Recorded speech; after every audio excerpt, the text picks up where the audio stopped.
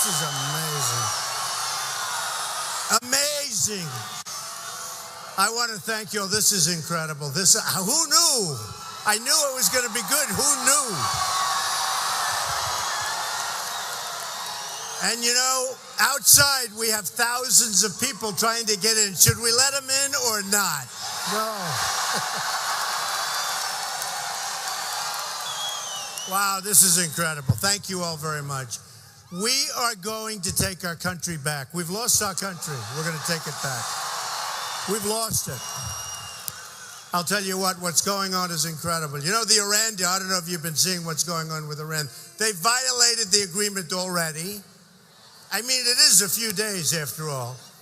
They violated one of the worst deals I've ever seen negotiated at any level. I'm not talking about country. I'm talking about at any level. They violated the deal. We should be putting on sanctions. Can you imagine that? And they're embarrassed to put on the sanctions because how do you put on sanctions so soon? So it's very, very sad. I mean, what's going on with our country, the incompetence of our leadership is beyond belief. Beyond belief.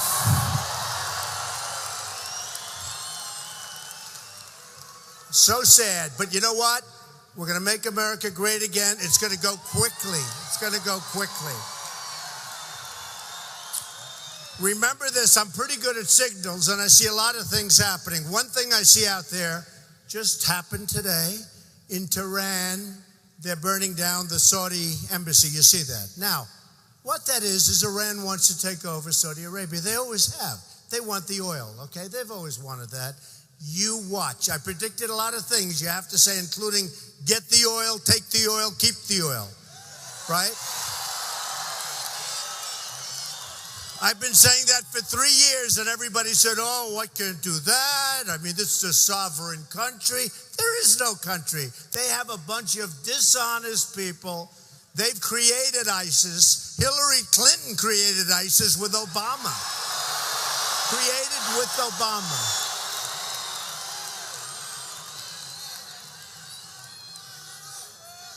But I love predicting because, you know, ultimately you need somebody with vision. Now, I am the most militaristic person in this room other than maybe a couple of these guys. A couple of these guys look pretty out there, I'll tell you. But I am the most in this whole room, and there's thousands. I guess you set an all-time record. Can you believe it? Man. And this is not the youngest place, right? I mean, this place has a little bit of age on it. This is your all-time record. And I guess what they're doing with the overflows, they're putting them over at the convention center. So that's amazing. I really am honored by it. And you know, everywhere I go, though, there's such love in these rooms and these arenas and these stadiums that we go to. It's love. It's love. You know, I tell people and I tell friends of mine, they say, how do you speak in front of all these people? No teleprompters, right? No teleprompters, right?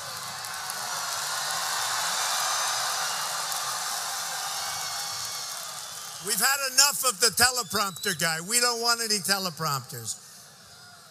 And no speeches that we read and everybody falls asleep, right? No speeches. You need a good memory for this stuff. But you know, a friend of mine who's a very, very successful guy, he said before another speech I made with 25,000 people, and he said, Don, could you do me a favor? Could you send me a copy of your speech? I said, there is no such thing. Whatever it is, it is. It's common sense. It's business ability. It's whatever it is, it is. It's true.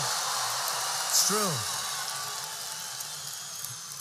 And he said, how do you do that? He has a little bit of a phobia for speaking. You know, he's rich. He's tough. He's a brutal guy. In fact, I'll probably use him, maybe not for China because he's not quite tough enough. But I'll use him for one of the countries that's ripping us off. And believe me, there are plenty of them. But he said to me, how do you do that? How do you do it? And I thought for a second, I said, you know, it's funny. And we're all in the same group. You go to Mobile, Alabama, we had 35,000 people, right? Oh, look at that. By the way, the football team, in all fairness, did not look too bad the other night. We have to admit. Right? But you go to Mobile, 35,000. Oklahoma, over 20,000. In Dallas, we filled up the Mavericks Arena, totally packed, no matter where we go. And I said, there's love in these rooms. It's like love. It's like a love fest. People are so tired of incompetence. They're so tired of stupidity. They're so tired.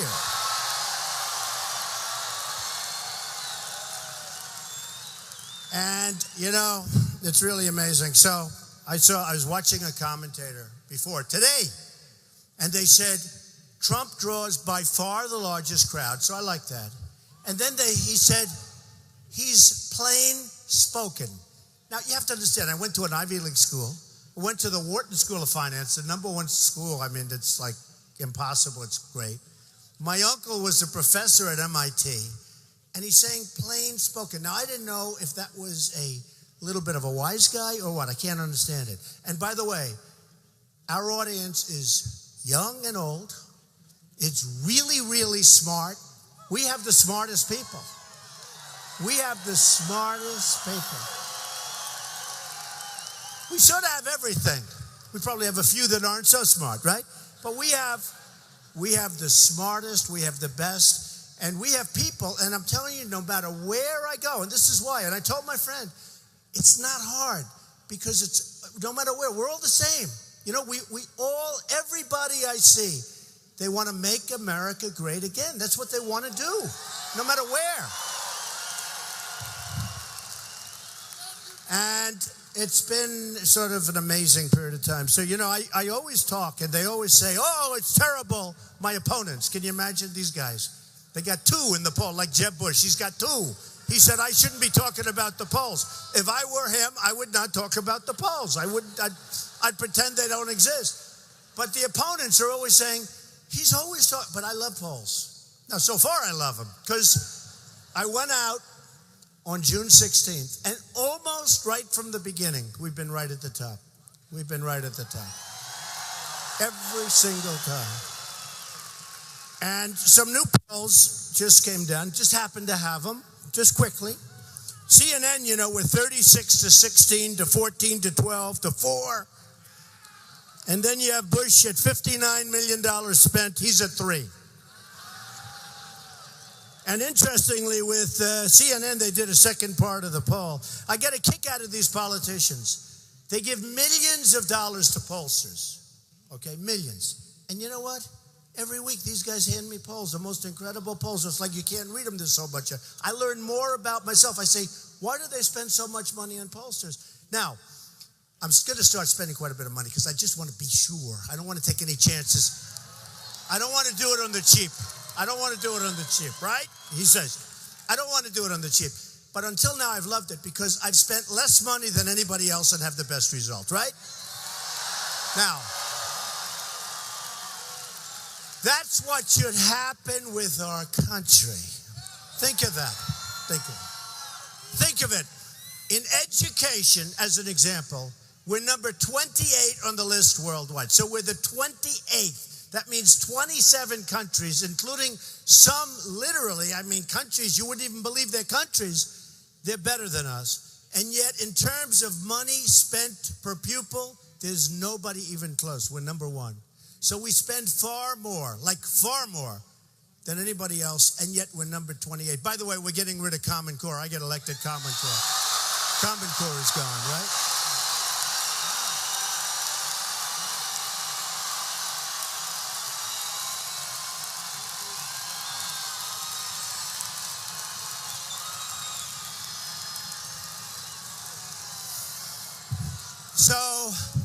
So I've always loved, you know, I start off because I see all these people, they spend money. Hillary has, $70, $80 million. I looked at her offices. They have these gorgeous offices and you know who pays all this money? Special interests, lobbyists, donors, people that want things. I'm self-funding my campaign. I'm working for you, folks. I'm working for you. Believe me. Believe me. I mean, every one of these people. And I like some of the Republican guys, and some I don't like, to be honest with you. But I like some of the Republicans, and some I have great respect for. Some I say, how did they ever become a governor? How did they ever become a senator? I don't care. I really don't care. And I say it like it is. But I will tell you this. Some of the people that are running, you look at what's going on. You look at the kind of money they've raised. People giving $4 million, $5 million, $2 million, $1 million. They have got these people 100%. They're no longer working for you. They're working for their donors. They're working for the special interest. They're not working for you.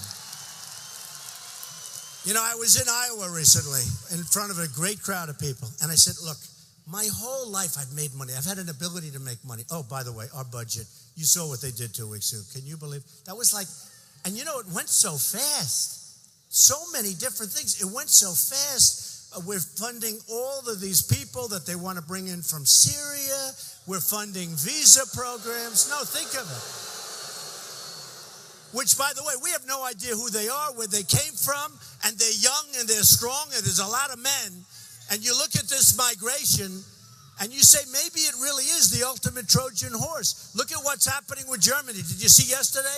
They want to close down Germany. They wanted to close down major cities in Germany. And she got Time Person of the Year. I didn't. Can you believe it? That's okay. I never expected. I'm not a part of the establishment, so I never expected it.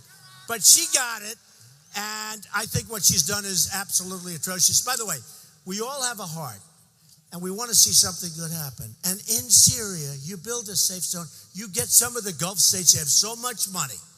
I mean, the money they are making is so enormous, they're putting up nothing. They're not taking anybody, and they don't put up money. Hey, nobody said they were stupid, okay?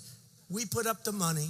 We do everything. We do everything for everybody. And now they want to take in thousands and thousands of people that they have no idea where they come from. It's not going to happen.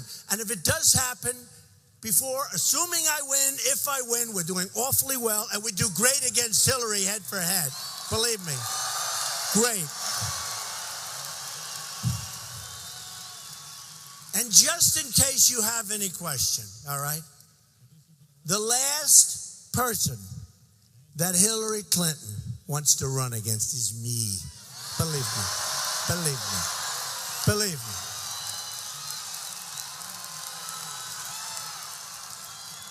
You know, I saw Meet the Press, and I was talking to Chuck Todd. And somebody said, hello, folks, I love you too. Somebody said, the Clinton campaign said they most would like to run against Trump. So I called up, they put in that they would most like to run against Donald Trump. So I said, Chuck, let me explain something. When they say that, that means they don't want to run against me. You do understand that. In other words, if they say they want to run against you, you're the one they don't. Believe me, and you see it even for the last few days, they do not want to run against me. They do not. And I'm going to win. Don't forget, it's very important, there are some structural advantages. The Democrats have certain structural advantages in terms of getting elected. And, you know, you look at the different states, and there are certain advantages that they have. You have to pick the right guy. I'm going to win. I'm going to win states that they never even thought about winning. We get crowds like this. We get crowds like this, and I'm telling you, I'm going to win. And you know, I understand life. For instance, I said, remember when Jeb and Rubio both came out? And sort of an interesting story. But again, it's a prediction. Hey, I wrote about Osama bin Laden in my book 2 years before the World Trade Center came down. I said, you better study him. You better watch him, because I didn't like the way he was talking. You got to take him out. They didn't take him out. He knocked down the World Trade Center. I talked about the oil. I talked about a lot of things. You know, you want to get somebody that has a certain vision. I said, don't go into Iraq.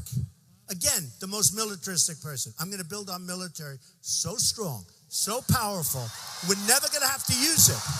We're never going to use it, probably. We're going to be so strong, so powerful, so sharp, we're never going to have to use it, hopefully. But I said, don't go in, and by the way, we're taking care of our vets who have been poorly taken care of. Poorly taken care of. But I said all the time, don't go into Iraq. And if you look at 2003, 2004, they actually had some people come in from the White House to talk to me, because I'm a real estate guy and I'm a businessman.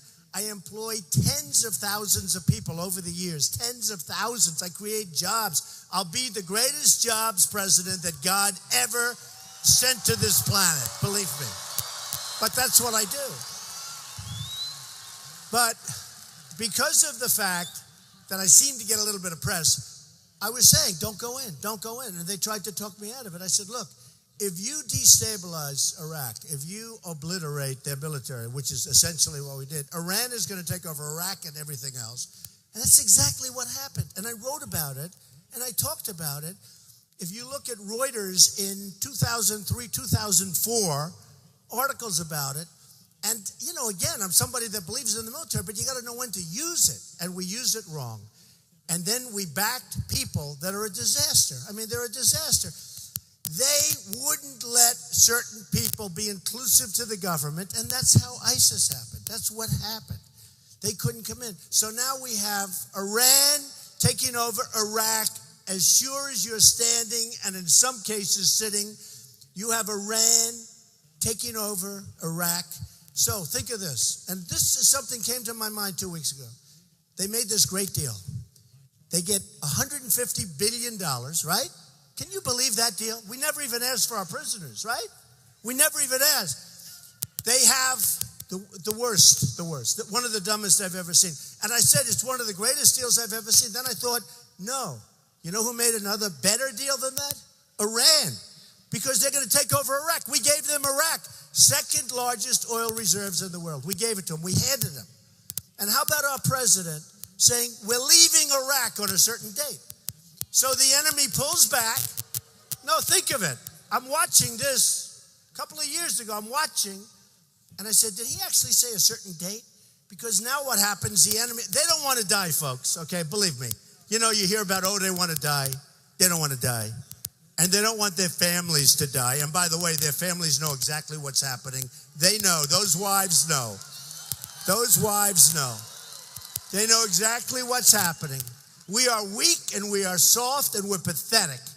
And what's going on has to be stopped. And it has to be talked about, but it has to be stopped. So you look at what's going on, and I say the Iran deal. So they get $150 billion. They have the right to self-inspect. Think of that one. They're going to self-inspect. And the other inspections take place over they have to wait 24 days. But the clock doesn't start ticking for a long time, right? For a long time. So the 24 days could be forever.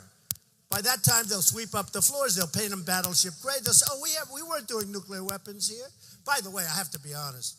We gave them so much money. They really don't have to do too much more research. They can buy the damn things, okay? What we have done is so incredible. But then I said to myself, it's one of the great deals. And then we never got our prisoners back. And now Iran wants to start negotiating for the prisoners. We never even asked for the prisoners. And we should have said before, first day, like 3-4 years ago, did you ever see a negotiation take so long? And we gave every point. We say, we want this and this. No. Oh, okay, we'll take it. Then we want this. It's very important. No. Oh, this is Secretary Kerry. Great negotiation. He did not read The Art of the Deal, folks. So we want this. We want that. And we didn't say it that way. We said it this way.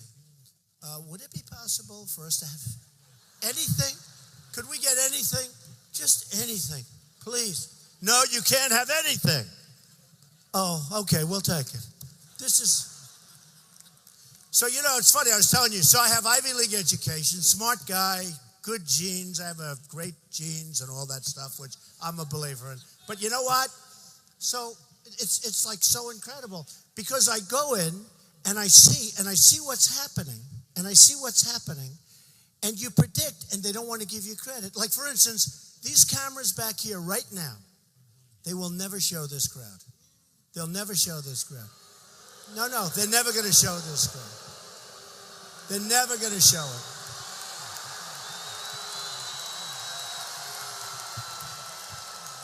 Turn it. Turn it. Turn it. Spin it. Spin the camera. Spin the camera.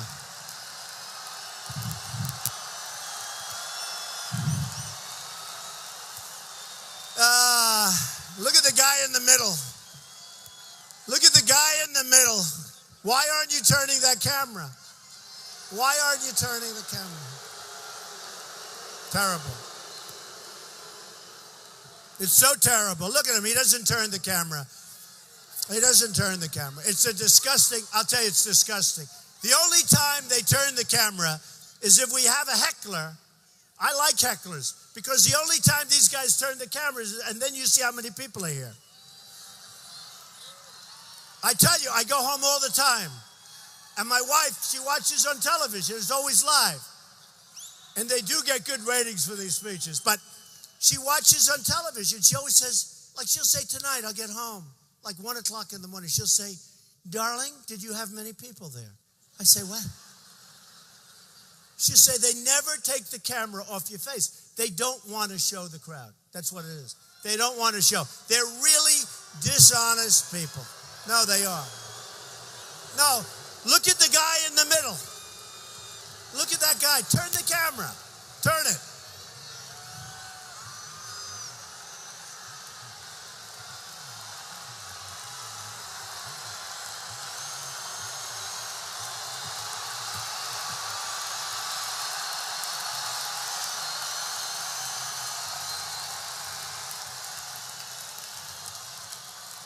Those guys, they don't turn it.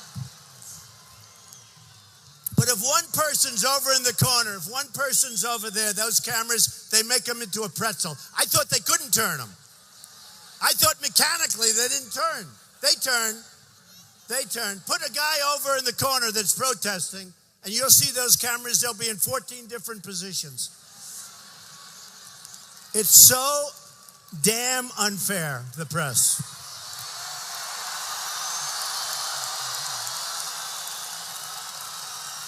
Terrible. It's terrible. I mean, that guy right there, who do you shoot for? That guy right there has not moved that camera. It's disgusting. All right. Enough. He won't move it. He's instructed by his bosses, do not move the camera. They'll fire him, I guess. I don't know. It's really terrible. So a couple of things have happened. Yeah, we ought to fire him. I'd fire his ass right now if I could. Sure. True.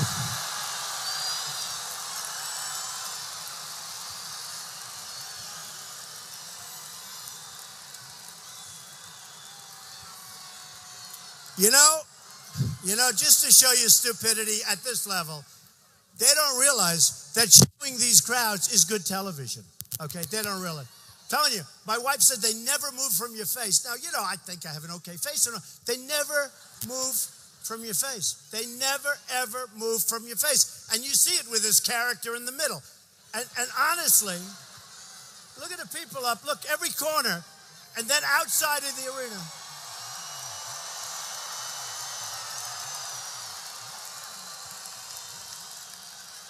They're not turning the camera. Do we have a protester available?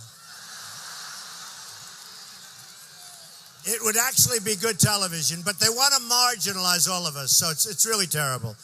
Honestly, it's really terrible.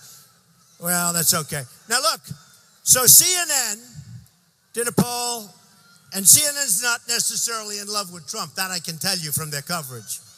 I've never seen roundtables. They'll have like 4 people. Every one of them is a Trump hater. I'll say, do you think I could have somebody that likes me? It's unbelievable. But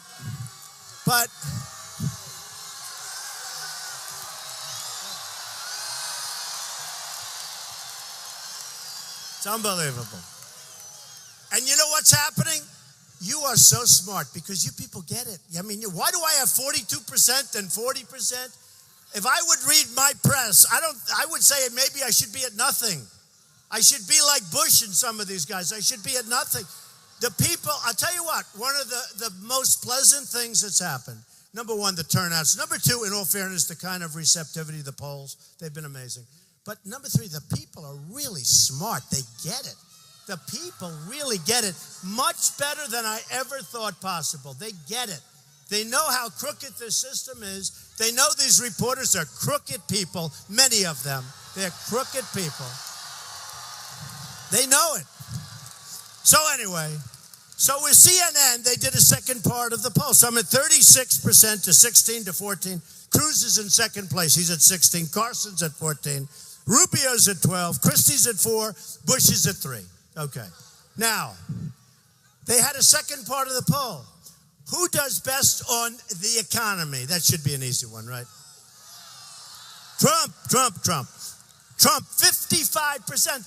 When they did this poll, I think you had 15 people, 16. I'm at 55%. Who does best on the budget? Trump, 51%. But here's what I love, because it's changed a lot since Paris, since California, where you had these people shooting everybody. Oh, it's the Second Amendment. It's so great. To me, Second Amendment. We're not changing Second Amendment. There's an assault on the Second Amendment. You know, Obama's going to do an executive order and really knock the hell out of it. You know that. You see it. They've announced it. So it'll go through the court system for years. Well, it should be overturned. Like, you know, so many of he can't get anybody to do what he wants him to do. You know, the system's supposed to be, you get the Democrats, you get the Republicans, and you make deals, right? He can't do that. He can't do that. So he's going to sign another executive order having to do with the Second Amendment, having to do with guns. I will veto that. I will unsign that so fast. So fast.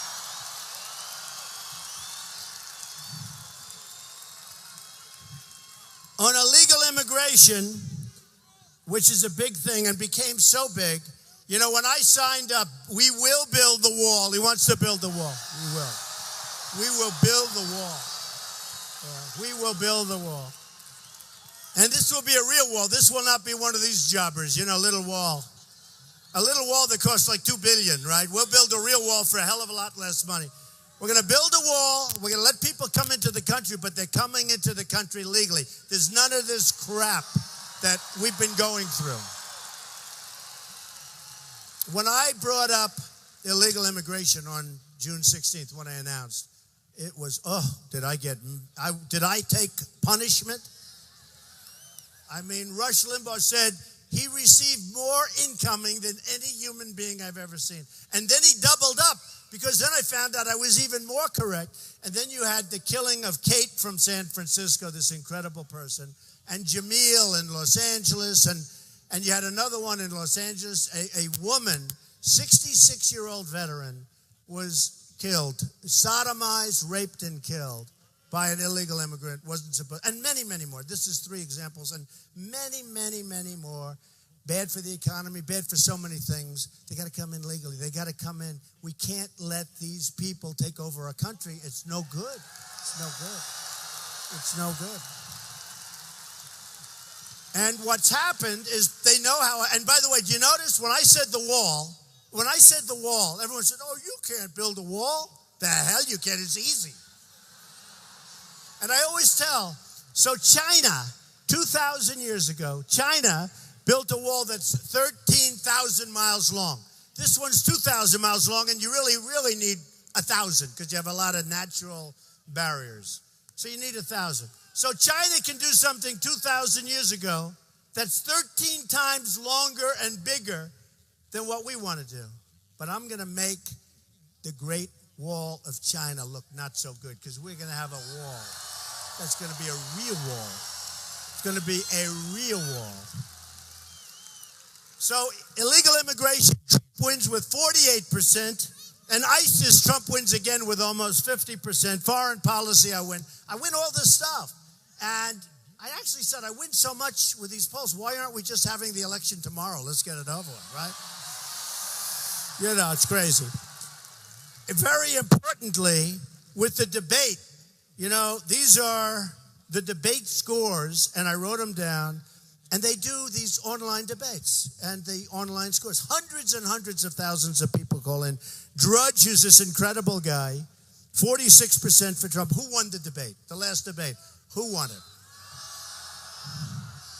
You know, I wouldn't mention Bush other than he's spending millions and millions of dollars on negative ads. No, listen to this. No, listen to this. And his ad is, we killed him in the debate. He was down at 1%. He came in last. What happens? He gives me a question, makes a statement, and they said, "Oh, he was so brave. He made a statement." Oh, this is what we need. Low energy person, believe me. This is what we need. So he makes a statement, and I gave him the answer. I said, "Jeb, I'm at 42%. You're at 2%. You started off next to me, and now you're down at the other end, and you're going to fall off the platform." Okay? It's true. It's true. And the problem is he does, spending millions and millions. He doesn't put my part of the answer in. He puts his statement, he cuts when I'm ready to give him hell. So I figure every once in a while I'll mention, although he's not going anywhere, so I don't want to waste too much time. Now, okay, so listen to this. So Drudge, 46%. Time Magazine, 49%. This is out of 15 people. In other words, I got 49% of the vote out of 15 people. Slate, 51%. U.S. News and World Report, 69%. Public Broadcasting System, PBS, 69% of the vote. Washington Times, 62. CBS, 59. Fox, 62. I won the debate. Now I go back and I say, "Oh, I think I did really well." Then I go back and I watch these commentators. And they say, "Well, Trump didn't have a particularly great night tonight." I can't say I really did badly because I did pretty well, right? They say, they're very dishonest. It's too bad. But here's what we're going to do. We're going to change things around. Somebody has to speak up. Somebody has to say it like it is, right? We have to say it like it is. Now, so all the other debates are the same thing. Those were the debating numbers. Morning Consult in terms of the actual, 40% for Trump, 9% for the second. ABC, Washington Post. These people do me, believe me, they don't like me. ABC, Washington Post. Trump, 38. Cruz, 15. Monmouth poll, very respected. Trump, 41-14. CNN, now this is Iowa. Look at this. CNN, Iowa. Trump, 33. Cruz, 20. Nobody ever hears that. You don't hear that. Everybody says, I'm a little behind. I don't think I'm behind in Iowa. I think I got a really good chance of winning Iowa. I love the people of Iowa. We're going to find out. We're going to find out. We're going to find out. So in the polls, we're doing fantastically well. And again, believe me, if I came in second, I wouldn't be talking about it. If I came in like 14th, I definitely wouldn't be talking about him. But when you come in first, you discuss it. Now, when we look at what's happening, we need the right people. We don't have the right people. From the president on down, he's putting in political hacks. He's putting in donors. He's putting in people that shouldn't be in position. He's putting in people with conflicts of interest. And Hillary, I mean, look at Hillary. Her husband was paid a fortune for speeches paid by people that were doing business with the State Department and paid millions of dollars. There was a big editorial today. Now, think of it. Think of it. Folks, that's our system. And nobody, look, I was a part of the system until 6 months ago. I used to be, I shouldn't say this, but part of the establishment. Nobody knows the system better than I do. It's no good. We got to straighten out the country. We owe $19 trillion. We got to put the right people in place. We got to put the right people in place. We don't have it. Now, when Hillary Clinton runs, and she should be in jail, by the way, for what she did, just so you understand. No, she should be. She should be. It's really sad. It's a corrupt system. Everybody knows she should be in jail. What she did with the emails is a disgrace. People that did 5% of what she did, their lives have been destroyed. Their lives have been ruined. Their lives have been ruined.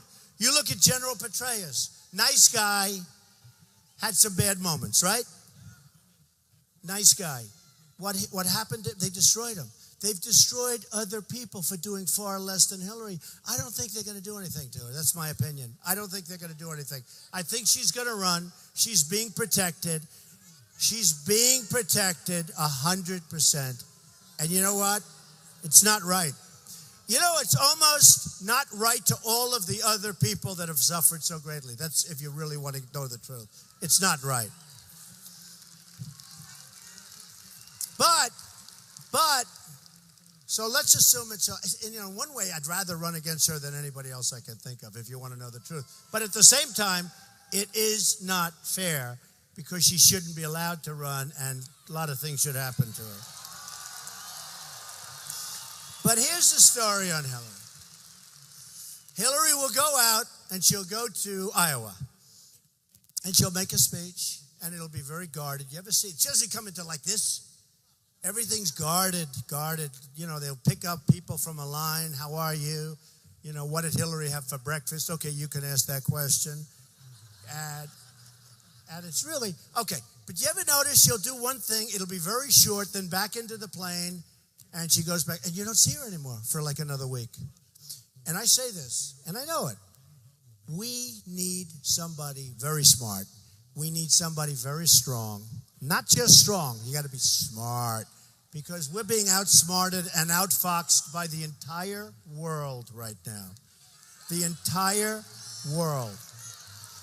They are outsmarting us. And about Ivy League, I said, the problem with what I do, I use certain words because there are no better. When I say our leader, our prisoners back, you got to give him back.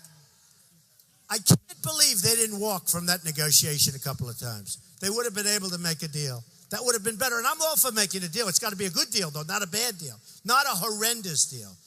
So we didn't get anything. So we're going to make changes. And the reason this place is packed, and the reason you have overflows all over the place outside, and the reason a lot of people are going home unhappy today because they couldn't get into either one, the reason is because people want, not that phony Obama change. Remember, we want change. Oh, we got change. People want strength. They want competence. And I'll tell you what.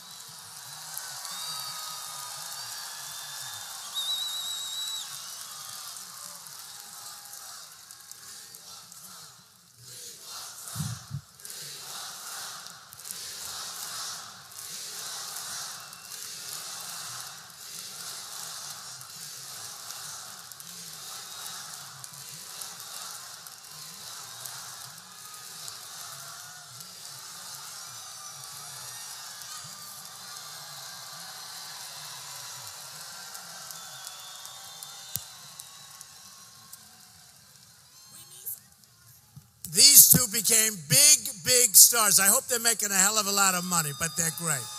They're great. I saw you out there. I just wanted to thank you. Yes. But you know what? We're going to make it great, right? We're going to make it great. It's going to be great again, you all. Yes, it is. Yes, it is. Yes, it is. And this time, we're going to have real change. Real change. Yes. And we're going to have something bright to look forward to. Yes. Y'all, let's help him make America great again. Yes. Stop for Trump. Stop for Trump. Stop for Trump.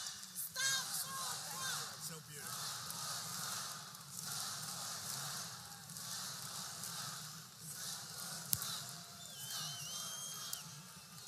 Diamond and Silk, they were, a friend of mine said, about a year ago, said, you have to see these two women on the internet. They were unbelievable, and they had millions of hits. And I was in North Carolina. I said, do me a favor, they have to come. And they came up, and they were great. And they've been so amazing and so loyal. And the fact that you came to Mississippi makes me feel very good. And I have somebody else. Thank you, darling. Thank you. And I have another person who's working really hard. He's done a fantastic job. He just redid Doral for me, and he worked with Ivanka and Don and my family, and we're doing a lot of great things. And, right now, I don't care too much about this. This is so much more important. Somebody said, well, what about the business? They can run it so easy. In fact, I don't want to do deals. I don't want to do it. I just want, my deal is to make all great deals for our country. So if you think of this, if you think about this. With China, we have a trade deficit of $500 billion a year. Think of it. Japan has massive trade deficits. We take in millions of cars. We give them like nothing. We give them nothing. It's got to change because we can't go on like this. You can't have countries where it's all, Mexico is the new China. I love Mexico. I love the Mexican people. I'm going to win the Hispanic vote. In Nevada, I just won with the Hispanics in the last poll. because they understand I'm going to create jobs. We're taking the jobs back from China. We're taking jobs back from Vietnam is now opening. Everyone's open to strip us. And I believe strongly, I do. I want a free trade. I like free trade. But it's got to be smart trade. It's got to be like even. Okay? It's got to be even. It can't be where China does $505 billion in deficits with us. Okay? You can't have a trade deficit of $505 billion last year. Just can't do it. You can't go on as a country like that. We lose our jobs. We lose our base. We lose our factories. We lose our money. And we feel stupid on top of everything else. You can't do it. So one of my boys came, and he's a great guy, and he's done a great job. So, Eric, come up here for a second. Come up.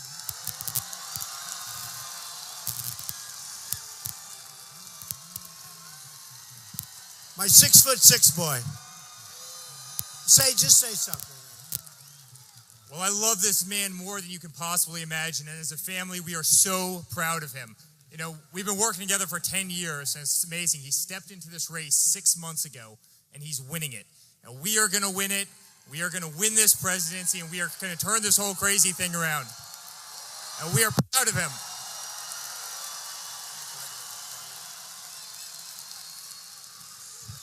You see, he's young. He doesn't comb his hair like I do, a little front. See? I remember I used to comb my hair like that. Thank you very much. So, when I started, I talk about trade, I talk about China, I talk about the border, I talk about we have to have strong borders. We have great border patrol, but they're told to stand down. I talk always about the Second Amendment. We're going to save the Second Amendment. There's a big assault on the Second Amendment. There's not going to be any assault on the Second Amendment. I will tell you that right now. There will be no assault. We are going to have a Second Amendment. I tell people, you go to Paris or you go to California, you take a look at what's going on in the world. If the people of Paris or the people in California, where they actually held wedding parties for these two people that killed them, think of it. There's something going wrong here. But in Paris or in California, if you had a few people like you or you or you, honestly, seriously, this guy right here, prime time, right, with a badge. But honestly, if you had, in France, it's like no guns. You can't. It's the toughest, like in the world, they say. And Paris is so tough. You can't have guns. But the bad guys can have guns. We can't, right? The bad guys.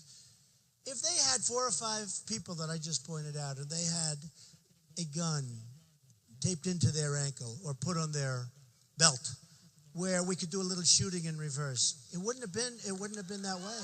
It wouldn't have been that way. It wouldn't have been that way. And,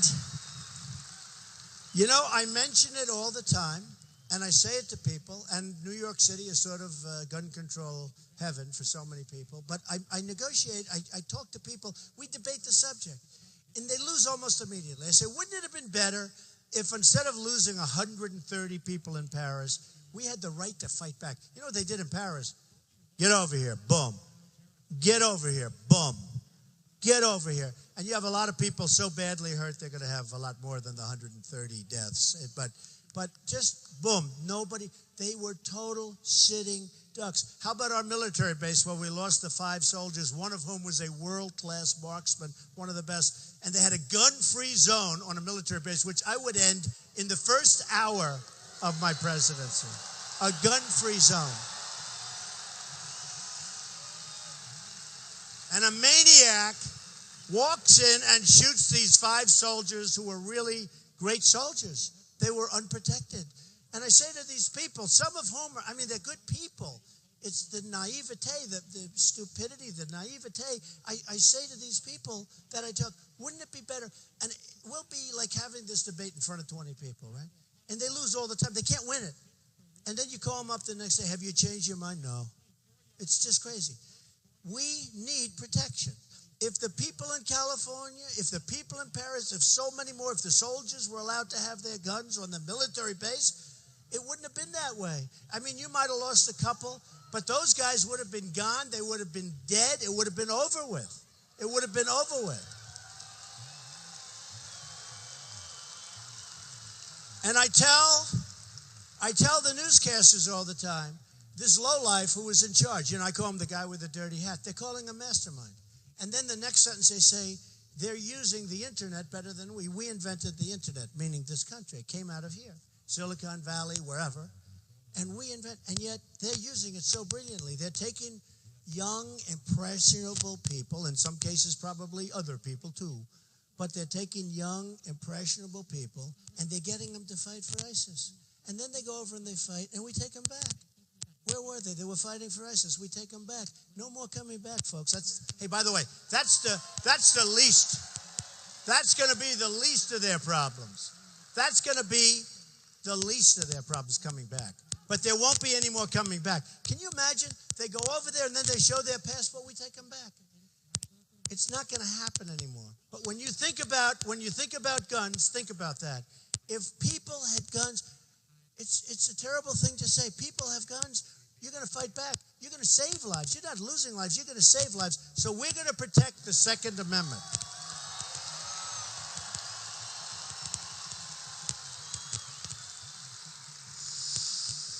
Now, a few more things. So when we all started, I said, boy, that's so dishonorable. That's so sad. Because Rubio came in, nice guy, sweats a lot, but he's a nice guy. I never saw a guy sweat. But he is, he's a nice guy. And he supposedly was mentored by Jeb Bush. So everyone said he'll never run. But they're politicians. There's no loyalty with politicians. You know, all talk, no action. I mean, honestly, do I know these people well. And I said, you remember? I said they hate each other. And I hated to see what they said because Jeb said he came in and he shouldn't have. And he came in and Jeb Bush said, they said, what do you think of him? He's my dear, dear friend. I think he's a wonderful man. I said, he's lying. Then Rubio, what do you think of Jeb? He's my dear friend. And I said, he's lying. Now they're going at it and I feel so good. Okay? No, I love it. I love that kind of stuff. It's like Peyton Place. You know, this whole thing is like Peyton Place. But when I started, it was all about the things we discussed. And it's about, you know, keeping Ford in Michigan and keeping Nabisco in Chicago and you know those stories where Ford's building a $2.5 billion plant. They're taking our jobs. They're going to make cars, trucks, and parts. They're going to take those things and they're going to sell them right into our country. Probably have illegals drive them in, you know, because what the hell, they cost whatever. Illegals will drive them right in from Mexico. And I said, that's not going to happen. And remember this, a politician will let it happen because Ford will hire lobbyists and special interests, but Ford will hire lobbyists who are very close to whoever it is because they're all taken care of. Ford will hire lobbyists, and those lobbyists will go up to a president and say, you know what, these people helped you out a lot. You cannot treat them this way. And you know what, they'll fold. They'll come to me. Forget it, folks. They don't have a chance. They don't have a chance. So what happened is, and I tell that story, and I tell the Nabisco story, but you've all heard it. I don't want to tell it again, but Nabisco's moving in from Chicago. Their big plant. Nobody's going to eat Oreos anymore. I'm sure as hell not going to. But Nabisco's moving its plant out, moving it into Mexico. And I don't blame Mexico, and I don't blame their leaders. Their leaders are too smart and too cunning for our leaders, okay? They're too smart. They're too cunning. They're taking our jobs. In Tennessee, a great place in Tennessee, there was a company, a very big foreign car company was going to build in Tennessee. All of a sudden, at the last moment, they said, oh, no, I'm sorry, we're changing our mind. We're going to Mexico. They took it away like we're babies, okay? We get nothing. We get nothing. When that happens, we lose our jobs, we lose our we get nothing. It's going to change. It's all going to change. We have to become a rich country again. We can't be great unless we're rich. We can't. We can't.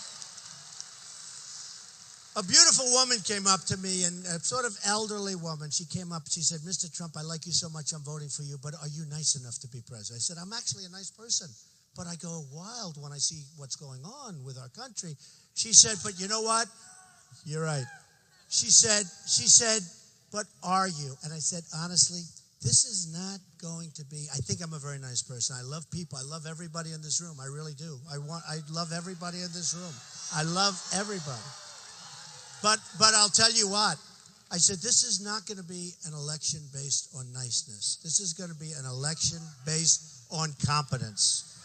We need competence now. We have to stop. We have to stop. We have to stop We have to stop the craziness. So when I announced on June 16th, I had all those things. And now we have other problems. Now you have ISIS, and you have all of these things that have gotten out of control under the Obama administration. And we're going to knock the hell out of them, folks. We're going to end it. We're going to knock the hell out of them. Honestly, we're not going to take it anymore. We can't take it. And we don't want to go through 25 more years of this stuff. We've got to. We shouldn't have been there in the first place. We were. We shouldn't have left the way we left. We did. We should have knocked out their economics, which is their oil, and we did. By the way, we should have knocked that out years ago, and they wouldn't exist right now. We should have knocked out their banking circuits. You know, nobody knows more about banking than I do. They have circuits that are so complex. Money is pouring into them. We got to knock it out. Nobody even talks about it. We're going to knock them out. We're going to create, because we have to rebuild our country. We have to. Our infrastructure is falling apart. Our roads are falling apart. Our highways, our bridges, our tunnels, our schools. Think of this. Think of this. We've invested $2 trillion in Iraq. We're probably into the Middle East for $5 trillion. Hard to believe. Nobody even knows what that means, trillion. It wasn't even a word 10 years ago. We're in for $5 trillion. We got nothing. We have nothing. It's a mess. It's a mess. Whether it's Syria, whether it's Libya, we're backing people we don't even know who they are. It's going to end, and it's going to end, and we're going to be really smart and really, really strong. We're going to put an end to it, and then we're going to come back to our country, and we're going to rebuild our country. We are going to rebuild it like never before. We're going to create jobs for our young people. We're going to create jobs for our young people. They're going to college. They're borrowed up to the hilt. They have no hope of getting a job. I hear more about that than anything. They go to a college, they do well, they work hard, they borrow money, they come out, and they can't get a job because our jobs are all in different countries and overseas. We're going to end it. We're going to end it. We're going to end it.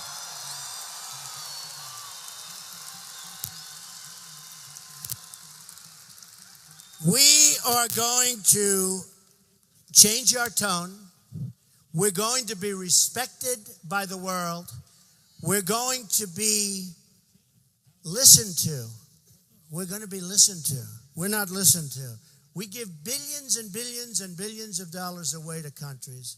We protect other countries, and they do nothing for us. They don't even like us. You know that if we had a war, Japan doesn't have to help.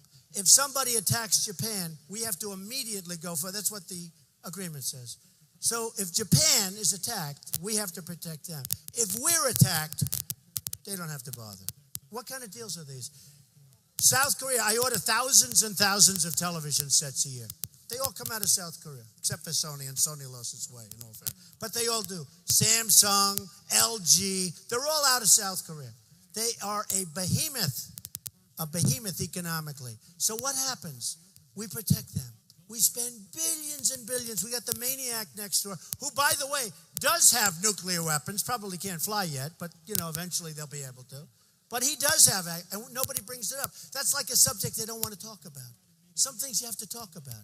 But we protect South Korea. We get nothing. We've got 28,000 soldiers. They are making, on the border, where I wouldn't want to be if I was a soldier, frankly. And we are protecting them. They are an economic monster. They make a fortune. They rip us off on trade. And we get nothing. Now, we're going to get along great with them. Germany, we protect Germany. We give money to so many people, and nobody respects us. Nobody listens to us. Nobody wants to do anything because we have leadership that doesn't know how to play the trump card. It's really true. They don't know how to play the card. They don't know. So, just in concluding, we're going to get rid of look, and this is the easiest, right? You know what I'm going to say. We're going to get rid of Obamacare.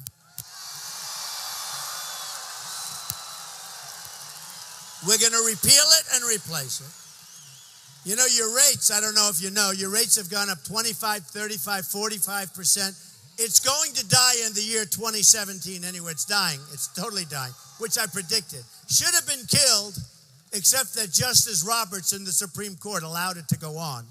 But we're going to get rid of Obamacare. We're going to get something so good and so great.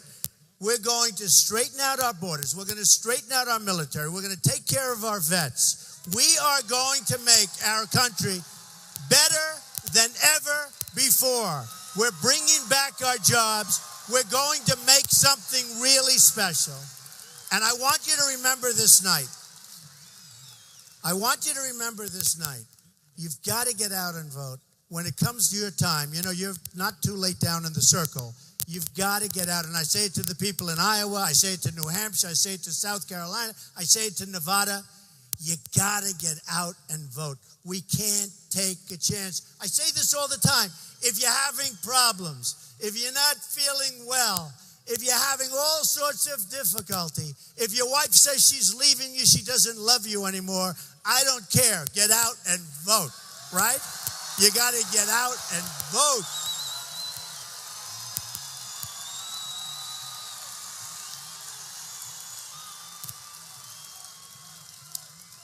So, folks, I love you. This has been an amazing evening. This crowd is beyond.